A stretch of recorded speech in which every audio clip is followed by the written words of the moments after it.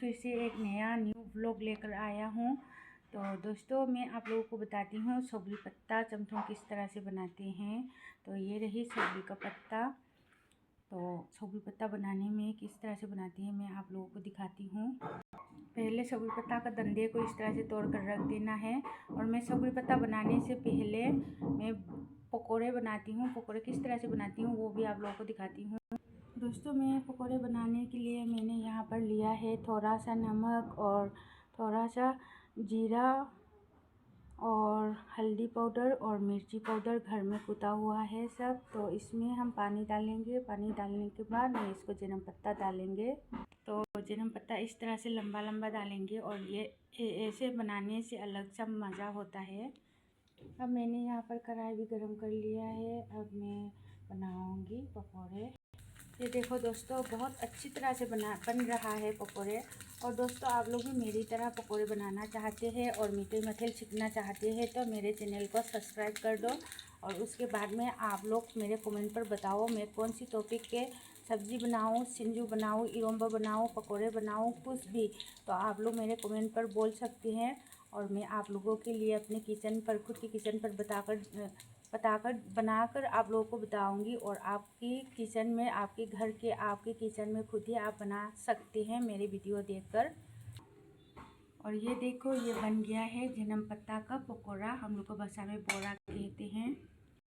आप लोग जल्दी से जाइए मेरे यूट्यूब चैनल पर और सब्सक्राइब ज़रूर कीजिए।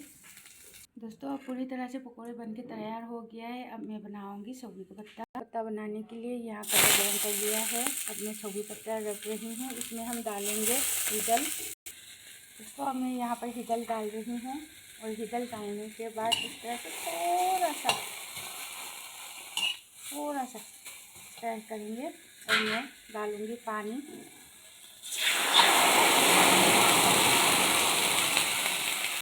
कल मैंने मछली का हेड फ्राई करके रखा था उसको हम डालेंगे यहाँ पर सौगरी पत्ता में। अगर ये डालने से खाने में टेस्टी होता है। अब हम डालेंगे हरी मिर्च, 3 बारीकी से कटा हुआ हरी मिर्च। ज़्यादा भी नहीं डालेंगे कम भी नहीं डालेंगे। अगर चमथोंग बनाए तो इस तरह से 3 हरी मिर्च डालना है, इसको बारी बारी से काटा हुआ। अब हमें डालेंगे अपने स्वाद अनुसार नमक।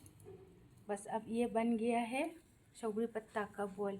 अब ये अच्छी तरह से बॉयल करेंगे। इसके बाद थोड़ा सा पानी जम जाएगा तब हम इसको उठाकर खाएंगे। तो आप लोग भी मेरी तरह सौगरी पत्ता और कुछ भी बनाकर खा सकते हैं। अगर आप लोग भी सौगरी पत्ता चमथोंग खाना चाहती है। आजकल तो हमारी मणिपुरी मठेल बहुत फेमस होता है। लेकिन आप अपने घर में खुद बनाकर खाने का दिल हो तो मेरे चैनल को सब्सक्राइब ज़रूर कर लेना दोस्तों। और मणिपुरी मठेल में उतना मसाला ज़्यादा नहीं होता है ताकि असलियत में डॉक्टर मसाला खाने से मना करते हैं, है ना। तो मेरे चैनल को ज़रूर सब्सक्राइब कर लेना। मैं इसी तरह से हर रोज़ एक नया मिनी ब्लॉग लेकर आऊँगी और आप लोगों तक पहुँचाऊँगी। तो आज के लिए यहाँ पर ख़त्म करती हूँ। बाय बाय दोस्तों, थैंक यू।